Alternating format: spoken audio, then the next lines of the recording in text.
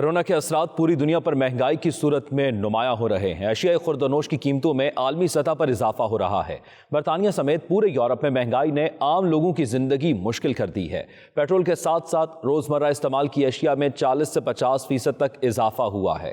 اس احوال کا بتا رہے ہیں لیوٹن سے ہمارے نمائندے چوہدری نثار۔ جی نثار، بتائیے گا مہنگائی سے صرف پاکستان ہی متاثر ہوا ہے یا برطانیہ میں بھی اس کے اثرات مرتب ہوئے ہیں؟ جی بالکل، برطانیہ سمیت پورے یورپ میں جو مہنگائی کی ایک لہر ہے اس نے اپنی لپیٹ میں سب کو لے رکھا ہے۔ اشیاء خورد و نوش کے ساتھ ساتھ پیٹرولیم کی جو مصنوعات ہیں اور دیگر اشیاء جو ہیں وہ برطانیہ میں بہت تیزی سے جو ہے ان کی قیمتیں بڑھ رہی ہیں۔ اس وقت ہم لوٹن میں موجود ہیں اور ہم یہاں جو دکاندار ہیں یہاں کے ان سے اور جو کسٹمرز ہیں ان سے ہم جاننے کی کوشش کریں گے کہ جو مہنگائی ہوئی ہے، جو پیٹرول کی قیمت بڑھی ہے، اس سے جو عام روزمرہ استعمال کی اشیاء ہیں ان میں کس قدر اضافہ ہوا ہے۔ یہ پوری دنیا میں ہوا ہے۔ 50 سے 60% جو چیزیں ہیں ان میں اضافہ ہوا ہے اور یہ مزید اضافہ ہوتا جا رہا ہے۔ تو ہم یہاں کے جو مقامی دکاندار ہیں ان سے ہم جاننے کی کوشش کرتے ہیں کہ کس حد تک اس مہنگائی نے جو عام کسٹمر ہیں ان کو متاثر کیا اور چیزیں کس طرح سے مہنگی ہو رہی ہیں اور کیا امکانات ہیں فیوچر میں۔ یا یہ دیکھتے ہیں یہ کیا کہتے ہیں۔ Price rises have affected everyone all over the world. In the UK, partly because of Brexit and partly because of Corona, we've had massive issues with attaining resources. A lot of our things aren't turning up, and things that are turning up, the prices are being raised sometimes £1 a day.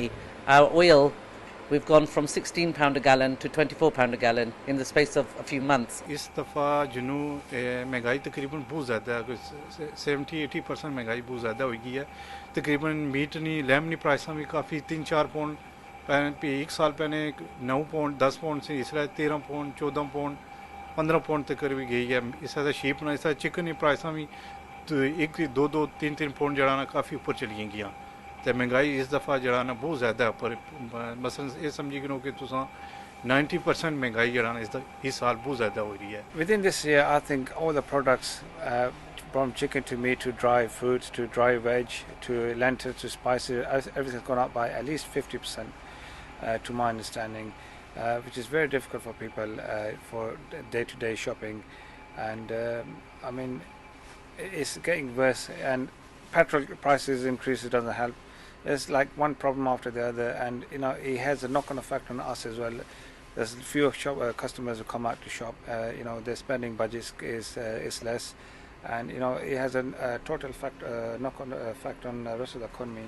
So it's not good really. Oil کی جو prices ہیں وہ increase ہونے کے ساتھ ساتھ پہلے 1 pound کے راؤنڈ اباؤٹ آئل تھا اور 1 لیٹر، اور اب 1 پاؤنڈ 50 پینی 1 لیٹر ہو گیا ہے اور مزید اوپر جا رہا ہے۔ تو یہ تقریباً 50% راؤنڈ اباؤٹ جو ہے یہ انکریز آیا ہے، اور اس انکریز کی وجہ سے تمام جو پرائسز ہیں ہر چیز کی وہ انکریز ہو رہی ہیں۔ جیسے دودھ کی پرائسز جو ہیں وہ پہلے 1 بیگ جو ہوتا تھا دودھ کا ڈرائی ملک جو ہے وہ 75 پاؤنڈ کے راؤنڈ اباؤٹ تھا، اور اب 170 پاؤنڈ جو ہے 1 بیگ آ رہا ہے۔ تو یہ بہت زیادہ مہنگائی انکریز ہو رہی ہے۔ برطانیہ میں اسٹاپ اینڈ سرچ سیکشن 60 کا قانون موجود ہے، جس کے تحت کسی بھی فرد کو شک یا بغیر کسی شک کے پولیس روک کر تلاشی لے سکتی ہے۔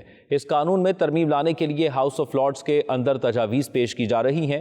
اس حوالے سے ہاؤس آف لارڈز برطانیہ کے رکن لارڈ قربان حسین کہتے ہیں اس قانون کو اقلیتوں کے خلاف استعمال کیا جا رہا ہے۔ جن لوگوں کو پوچھ گچھ کے لیے روکا گیا یا بلایا گیا ان میں سے زیادہ تر کا تعلق اقلیتوں سے ہوتا ہے۔ برطانیہ میں پبلک امنڈمنٹ ایکٹ سیکشن 60 کے تحت پولیس کو یہ اختیار ہے کہ وہ کسی بھی بندے کو کسی بھی علاقے میں کسی ریزنیبل سسپیشنز یا اس کے بغیر کھڑا کر کے اس کی تلاشی لے سکتی ہے۔ پولیس اور گورنمنٹ کے اپنے اعداد و شمار کے مطابق 2019 اور 2020 میں جو ریسرچ کی گئی ہے اس میں پتہ چلتا ہے کہ اسٹاپ اینڈ سرچ کے تحت اگر 1000 بندہ کھڑا کیا گیا ہے تو اس میں 6 سفید فام ہوتے رہے ہیں जबकि 54 का ताल्लुक एथनिक माइनॉरिटी से होता रहा है।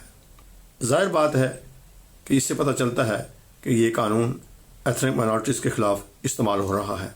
अब हाउस ऑफ लॉर्ड्स के अंदर इसमें तरमीम पेश की गई है जो कि लिबरल डेमोक्रेट लॉर्ड पैडिक की तरफ से पेश की गई है, और इस तरमीम के तहत गवर्नमेंट से ये कहा गया है कि वो पुलिस को ये इख्तियार तो ज़रूर कायम रखें कि किसी रीज़नेबल सस्पिशंस, किसी रीज़नेबल शक व शुबहात की बुनियाद पे वो किसी को खड़ा करके उसकी तलाशी तो ज़रूर ले सकते हैं, लेकिन जो उनको इख्तियार है कि बग़ैर किसी रीज़नेबल सस्पिशंस के वो इख्तियार वापस लिया जाए। ये जो कानून साजी का अमल है ये first reading, second reading, committee stage से गुजर चुका है और अगली स्टेज पर जाकर के इसमें वोटिंग होने का अमल जो है वो होगा। ये वोट हाउस ऑफ लॉर्ड्स के अंदर होगा दिसंबर में। बर्मिंघम में इकबाल एकेडमी के ज़ेर तमाम फ़िक्र इकबाल के उन्वान से तकरीब मुनक़िद हुई, जिसमें मारूफ पाकिस्तानी अदाकार, प्रोड्यूसर, डायरेक्टर और सदाकार ज़िया मोइनुद्दीन ने बतौर मेहमान ख़ुसूसी शिरकत की। मकामी शुअरा कराम ने अल्लामा इकबाल के कलाम को तरन्नुम के साथ पेश करके खूब दाद वसूल की। अदबी रंगों से सजी तकरीब का अहवाल जानते हैं बर्मिंघम से आबिद काज़मी की इस रिपोर्ट में।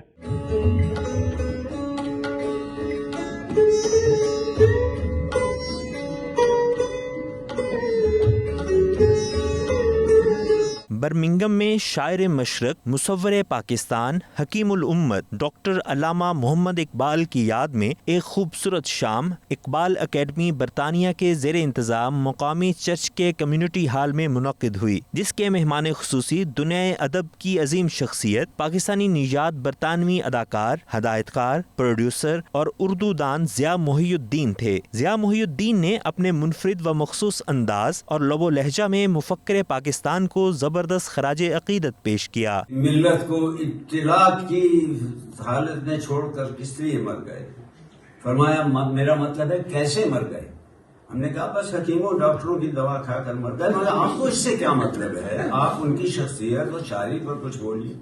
कहने लगे ठीक है, हाँ, अच्छा क्या नाम क्या था? IQ बॉल क्या?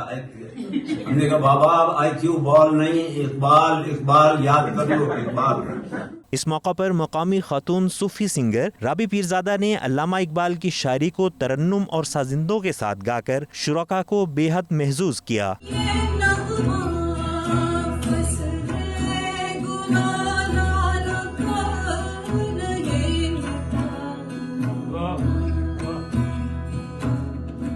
मुकामी मूसीकारों ने अल्लामा की मशहूर ज़माना दुआया नज़्म लब पे आती है दुआ बन के तमन्ना मेरी सितार और तबले के साथ पेश करके सामीन से दाद वसूल की।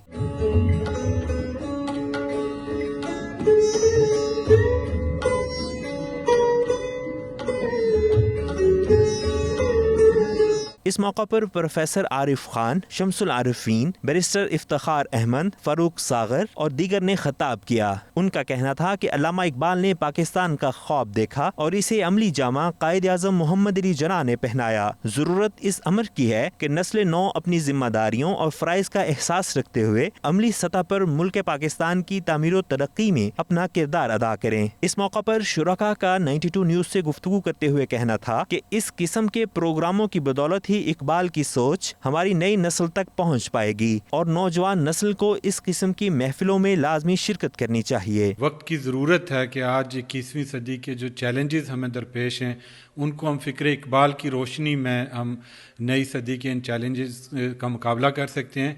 तो मैं ये समझता हूँ कि बरतानिया में इस तरह की तकरीबात का इनेकाद जो है बहुत खुशाइंद है। इससे एक तो हमारी जो नौजवान नस्ल है उसको अपने माजी के साथ, अपनी रवायात के साथ और अपने जो है वो अपनी रवायात और अपने अकीदे के साथ जुड़ा रहने का एक मौका मिलता है और इसके साथ साथ हमें जो मुस्तकबिल के चैलेंजेस हैं, इसलिए कि इकबाल کہ شاعری جو ہے اس کو کسی ایک زمانے تک کسی خاص خطے تک محدود نہیں کیا جا سکتا. اقبال کی شاعری آفاقی ہے. کہ علامہ اقبال اپنی آنے والی نوجوان نسل کو مستقبل کا استعارہ کہتے ہیں اور ہمیں ان سے استفادہ کرنا چاہیے. نوجوان نسل کو علامہ اقبال کے اس کلام سے زیادہ شناسائی حاصل کر کے اور اپنے مستقبل کی راہوں متعین کرنی چاہیے. آج اقبال ڈے منایا گیا. ضیاء محی الدین صاحب نے آج کی اس محفل کو ابن انشاء کے نام کر کے ان کے حوالے سے بہت خوبصورت ادب میں جو ان کا مقام تھا بات کی ہے.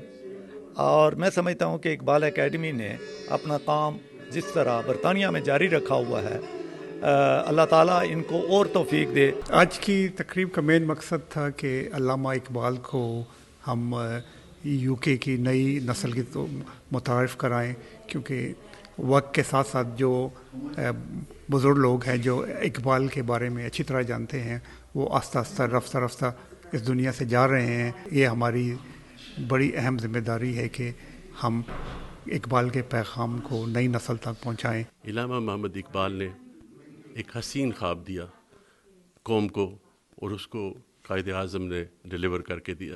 اب ہماری ذمہ داری تھی کہ اس خواب کو ہم پائے تکمیل تک پہنچاتے اور ایک خوبصورت قوم بناتے. تو یہ سب چیزیں نہیں ہوئیں. اس لیے نہیں ہوئی کہ عام آدمی نے اس میں اپنا حصہ نہیں ڈالا. میرے خیال میں اب ضرورت یہ ہے کہ ہر شخص پاکستان کا اس کے لیے اپنا حصہ ڈالے، حصہ ڈال کر پاکستان کی تقدیر بدلے. دل سے جو بات نکلتی ہے اثر رکھتی ہے، پر نہیں طاقت پرواز مگر رکھتی ہے. عابد کاظمی، 92 نیوز، برمنگھم. آل پاکستان وومنز ایسوسی ایشن برطانیہ کی جانب سے رنگا رنگ تقریب کا اہتمام کیا گیا جس میں موسیقی کے سروں نے شرکاء کو جھومنے پر مجبور کر دیا. وسطی لندن کی اس تقریب میں خواتین کے ملبوسات، جولری اور میک اپ کے فنڈ ریزنگ سٹالز بھی لگائے گئے جن سے حاصل ہونے والی رقم افغان خواتین اور بچوں کی فلاح و بہبود پر خرچ کی جائے گی. تقریب کا مزید احوال جانتے ہیں بیورو چیف یو کے غلام حسین آوان کی اس رپورٹ میں.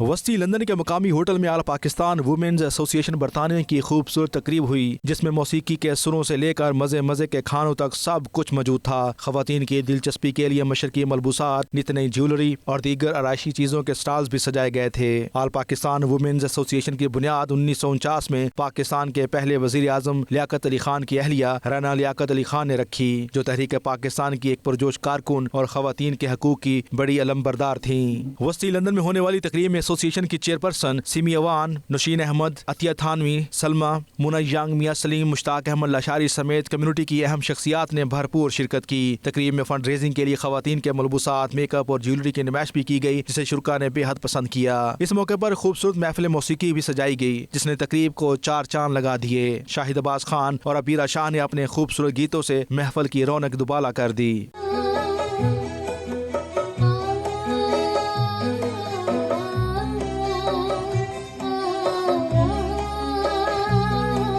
اس موقع پر ایسوسی ایشن کی عہدیداروں نے بات چیت کرتے ہوئے کہا کہ مسز لیاقت علی خان کا لگایا ہوا یہ فلاحی پودا آج بھی سرسبز و شاداب ہے. تقریب کی عہدیدار خواتین کی فلاح و بہبود پر مستقل کام کرنے کا عزم رکھتی ہیں. تاہم لاک ڈاؤن میں سماجی فاصلوں کے پیش نظر بڑے سماجی خلا کا سامنا کرنا پڑا. پشن رفیق، رفیع الدین، کمیونٹی رہنما مشتاق لاشاری، میاں سلیم، سعید اوان نے خصوصی طور پر افغانستان میں خواتین کی تعلیم و تربیت کے لیے مالی اور اخلاقی مدد کا بیڑا اٹھانے کو قابل تحسین قرار دیا. افوا جو ہے یہ انٹرنیشنل آرگنائزیشن ہے جو 70 سال پہلے جب پارٹیشن ہوا تھا تب یہ بنی تھی اور یہ لندن میں بھی تقریباً 55 سے بھی زیادہ سال سے ہے.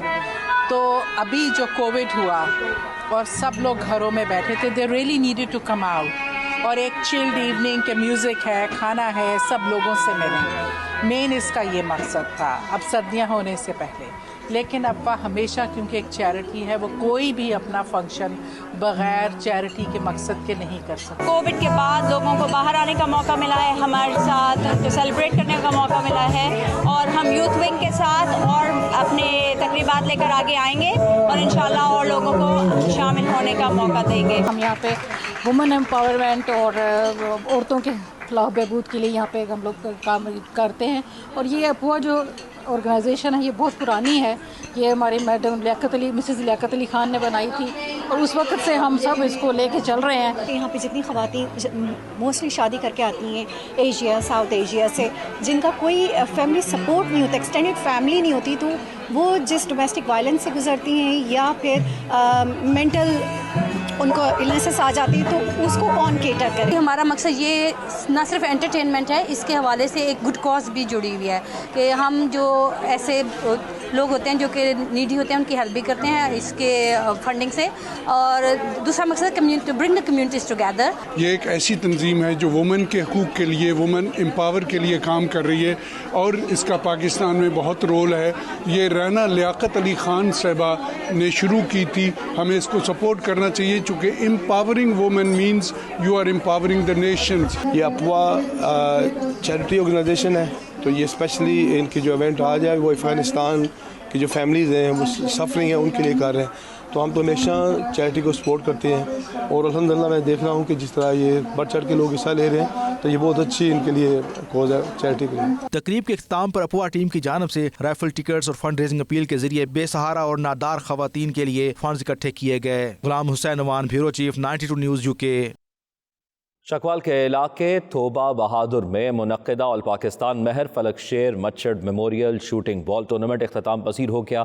इख्तितामी तकरीब के मेहमान खुसूसी डायरेक्टर पाकिस्तान करेंसी एक्सचेंज और chairman forex association Pakistan Alhaj Malik Mohammad Bostan थे, जिन्होंने शानदार खेल पेश करने वाले खिलाड़ियों में इनामात तकसीम किए। तकरीब में ओवरसीज़ पाकिस्तानी भी बड़ी तादाद में मौजूद थे। देखते हैं आबिद काज़मी की ये रिपोर्ट।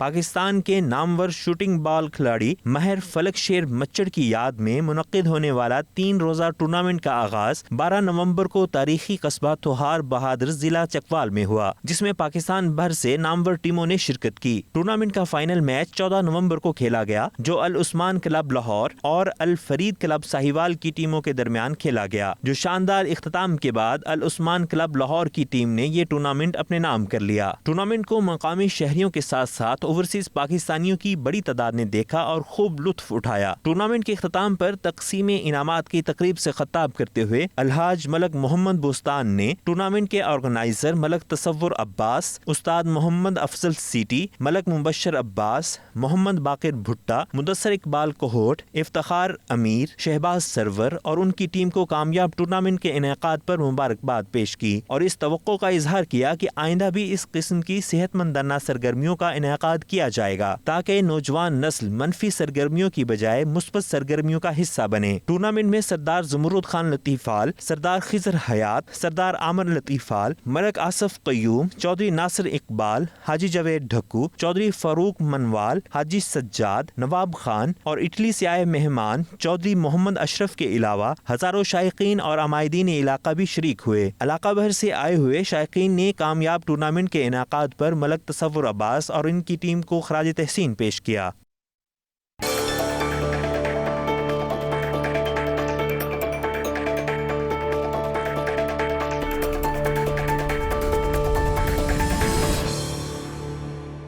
तुर्की के शहर इस्तांबुल में तुर्क शुमाली कब्रिस के कौंसलेट और अनकरा एम्बेसी के ज़ेर-ए-तमाम जमहूरिया शुमाली कब्रिस की 87वीं सालगिरह के मौके पर एक तकरीब का इनाकाद किया गया, जिसमें कौंसल जनरल और कौंसलेट के स्टाफ ने शिरकत की। शुमाली कब्रिस के सदर अरसन ततार ने 25वीं सालगिरह के मौके पर आवाम से खिताब करते हुए नेक तमन्नाओं का इजहार किया, जबकि तुर्की के नायब सदर फुआद ओक्ते ने भी तकरीब में शिरकत की। इस तकरीब में तुर्की की वजारत कौमी दिफा के न्यू गरने मिलिट्री हस्पताल का संग बुनियाद रखने के अलावा TRNC में ज़ेर तामीर कुछ सड़कों का इफ्तिताह भी किया। इफ्तिताही तकरीब में दीपकार पास हेल्थ सेंटर और निकोसिया में तामीर किए गए 500 बिस्तरों के अस्पताल में सेहत की सरमायाकारी का भी जिक्र किया गया। वज़ीर आज़म फैज़ सोकोलो, वज़रा और दीगर हुक्काम ने भी कैरेनिनिया में संग बुनियाद की तकरीब में शिरकत की। अमेरिका में पाकिस्तानी सफ़ीर डॉक्टर असद मजीद खान ने career museum of art Hampshire का दौरा किया। इस मौके पर मैनचेस्टर, न्यू हैम्पशायर के मेयर जॉयस क्रैग भी हमरा थे। सफ़ीर पाकिस्तान ने career museum of art Hampshire में इस्लामी और मशरकी सकाफत को उजागर करते हुए कालीनों की नुमाइश में शिरकत की। अपने दौरे के दौरान डॉक्टर असद मजीद खान ने पाकिस्तानी अमेरिकन कम्युनिटी के अरकान से मुलाकात की। मेयर जॉयस क्रैग ने न्यू हैम्पशायर का दौरा करने पर सफ़ीर पाकिस्तान का शुक्रिया अदा करते हुए कहा कि सफ़ीर पाकिस्तान के हमरा नुमाइश में शिरकत करना मेरे लिए बाइसे एजाज़ है। पाकिस्तान तहरीक इंसाफ डेनमार्क के नौमुंतखब सदर इमरान महबूब ने वफाकी वज़ीर इत्तलात और नशरियात चौधरी फवाद हुसैन से मुलाकात की, जिसमें ओवरसीज़ पाकिस्तानियों के मसाइल पर तफसीली तबादला ख्याल किया गया। इस मौके पर चौधरी फवाद हुसैन का कहना था कि वज़ीर आज़म पाकिस्तान की खुसूसी हिदायत पर पाकिस्तानी सिफारत खाने ओवरसीज़ पाकिस्तानियों के मसाइल हल करने के लिए कोशां हैं।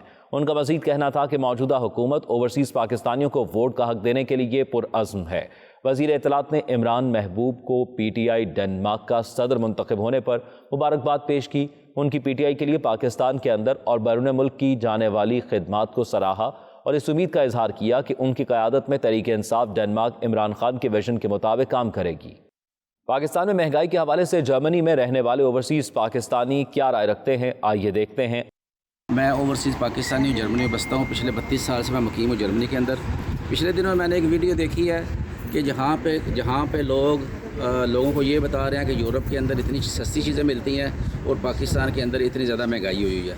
तो मेरे प्यारे हमवतनों, मेरे प्यारे पाकिस्तानी, मैं आपको ये बताना चाहता हूँ कि यूरोप के अंदर जो आम इंसान है वो दिन में तकरीबन 100 यूरो से लेकर 150 यूरो तक कमाता है। उसके लिए 50 सेंट की या 7 सेंट की चीनी ख़रीदना कोई इतनी बड़ी बात नहीं है। आप ये देख लें कि पाकिस्तान के अंदर लोग कितने पैसे कमाते हैं और यूरोप के अंदर दिन में एक मज़दूर कितना पैसा लेता है। यहाँ पे 100 यूरो तक से लेकर 120 यूरो तक एक नॉर्मल इंसान कमा सकता है। तो मेरे गयूर पाकिस्तानी, मैं आपको ये बताना चाहता हूँ कि किसी की बातों में आने की आपको ज़रूरत नहीं है, क्योंकि जितने भी लोग हैं, आज का सोशल मीडिया का दौर है, सब लोग झूठा प्रोपेगेंडा करते हैं और झूठों को लोगों को गलत इन्फॉर्म करते हैं। तो मेरे गयूर पाकिस्तानियों, मेरे गयूर भाइयों, हम ओवरसीज़ हैं, हमें पता है यहाँ के ऊपर क्या सिस्टम चल रहा है, क्या तरीक़ाकार है। पाकिस्तान 1000 मरतबा यूरोप से बेहतर है, इसलिए कि पाकिस्तान में अभी भी चीज़ें सस्ती हैं।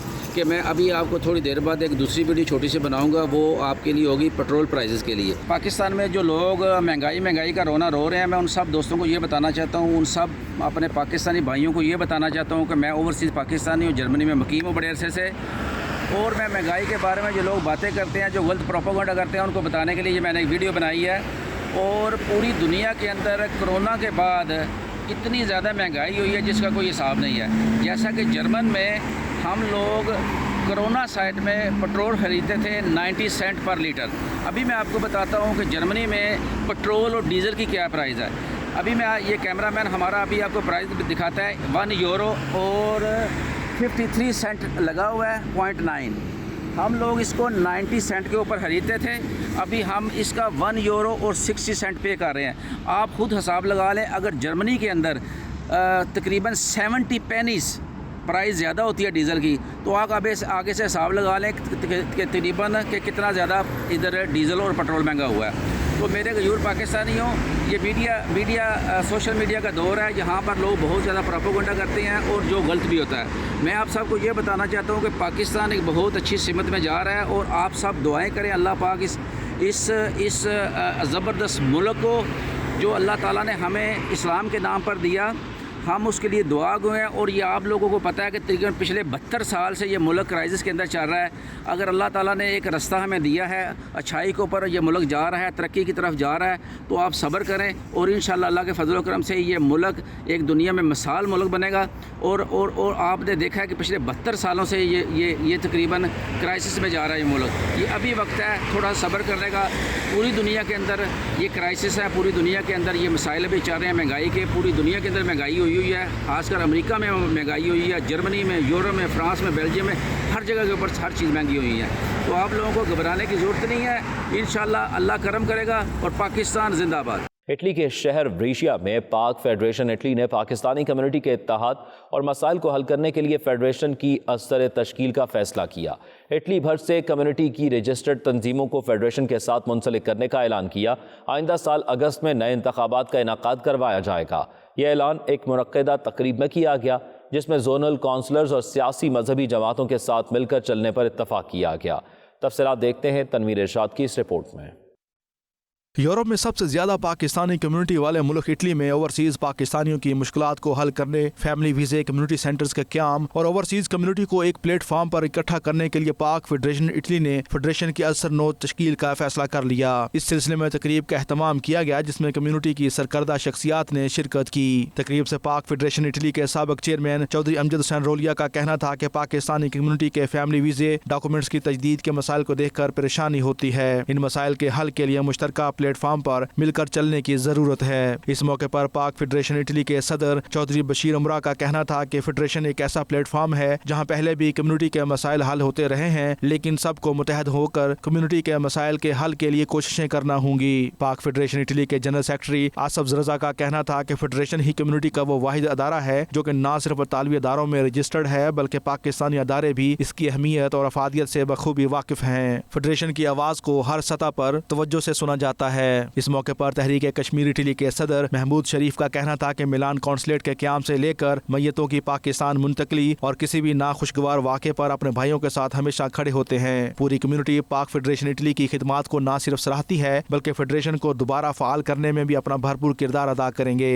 جیسا کہ آپ سب کے علم ہے کہ آج پاک فیڈریشن کے سارے جو مطلب یہاں موجود تھے، کمیونٹی کی وہ شخصیات جو پاک فیڈریشن کے اس نظام کو آگے لے کر جانا چاہتی ہیں، الحمدللہ وہ ساری موجود تھی۔